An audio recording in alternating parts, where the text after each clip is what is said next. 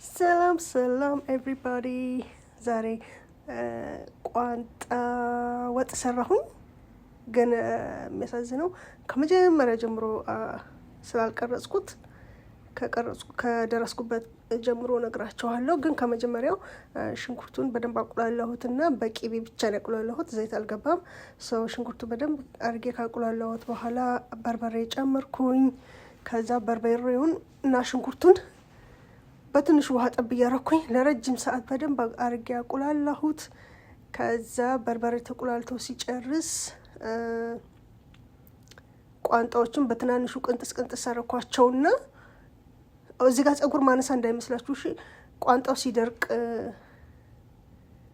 የለበሰው ጨርቅ ብዙ ጥቃቅን ክሮች ስለነበሩት ጨርቅ ሳይሆን እንትን ነው፣ እንደ ማጋራጃ አይነት ጨርቅ ነገር የሚመስል ነው እና የሱ የጨርቁ ክር ነው ያነሳሁት።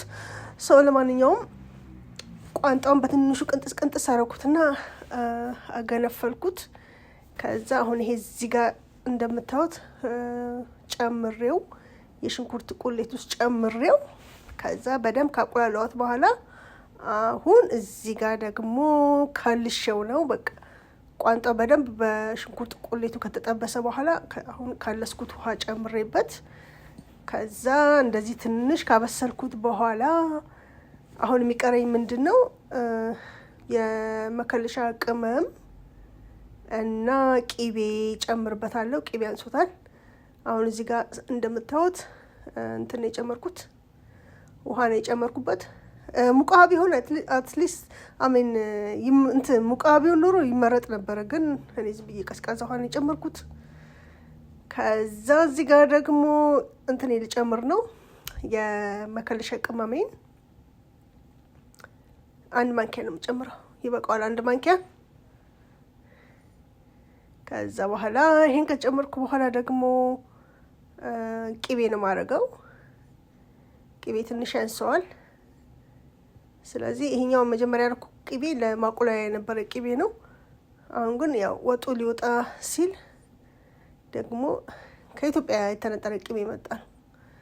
ስለዚህ ቂቤ ደግሞ በደንብ እናደርግበታለን፣ በበቂ ሳይበዛ ማለት ነው። በቃ ወጡ ጣፈጥ ብሎ እንዲበላ ማለት ነው።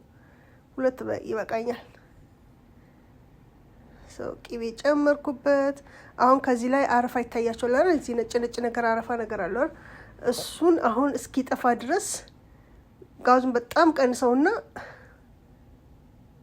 እሱ እስኪጠፋ ድረስ አበስለውና ከዛ በቃ ወጡ ተሰርቶ አለቀ። ለመብላት ሬዲ ሆኗል ማለት ነው። በጣም የሚጣፍጥ ወጥ ነው የሰራሁት። እጅግ በጣም የሚጣፍጥ ወጥ ነው የሰራሁት እና ስላያችሁኝ ደግሞ አመሰግናለሁ። I'll see you next video. ቻው። ኢንጆይ አድርጉት እሺ። ባይናችሁም ቢሆን በቃ ደስ የሚል ወጥ ብትቀምሱትማ በስማ በጣም አሪፍ ነው። በቃ ይሄን መሰላል ወጤ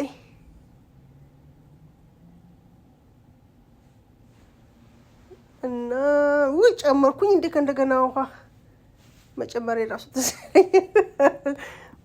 የራሱ ትዝ አይለኝም። ለማንኛውም በቃ አሁን እዚህ ጋር ሁሉ ነገር ተጨማምሮ አለቀ ማለት ነው። አሁን ከዳን አድርጌ ጋዙን በትንሹ ነው በቃ አረፋው እስኪጠፋ ድረስ ይበስላል ማለት ነው። እና አለቀ ቪዲዮ። ባይ ባይ።